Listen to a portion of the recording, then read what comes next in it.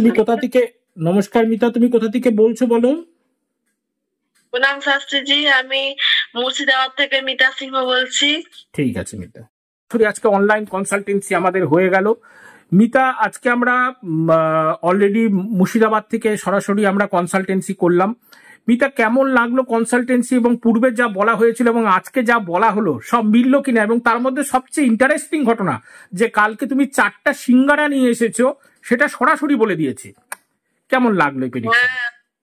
একদম ঠিক বলেছেন শাস্ত্রীজি, আমি 4টে সিঙ্গারা কিনেছিলাম, তারপরে গিয়ে এখন কিছু কিছু সমস্যায় পড়েছি।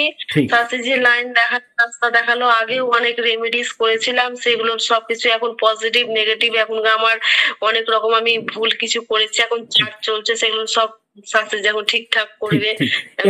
এবং মিতা, তোমার একজন পরিচিত ক্লায়েন্ট তোমার মাধ্যম দিয়ে আমার কাছে অ্যাপয়েন্টমেন্ট নিয়েছিল অলরেডি, তার কর্মজগৎ খুলে যাবে বলা হয়েছিল। কর্মজগৎ কি তার খুলেছে? আজকে যেহেতু জানতে পারলাম 97% খুলে গেছে। হ্যাঁ, ওটা কর্মজগৎ খুলে গেছে, হয়ে গেছে, চাকরি হয়ে গেছে ওর। ঠিক। এবং পাশাপাশি আরেকটা জায়গায় বলবো যে একজনের হসপিটালে যাওয়ার যোগ ছিল এবং একটা নাম বলে দিয়েছিলাম যে এই নামের লোকটা, মানে মহিলাটা চলে আসবে।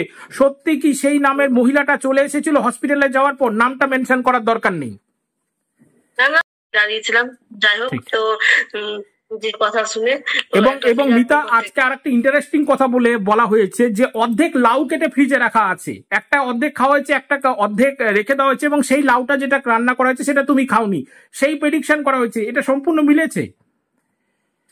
হ্যাঁ, ওই লাউ লাউ বলেন, তারপরে চুলে আওলা লাগানো, তারপরে গিয়ে গামছা, সবকিছু মিলে আমার মাথা খারাপ হয়ে গেল।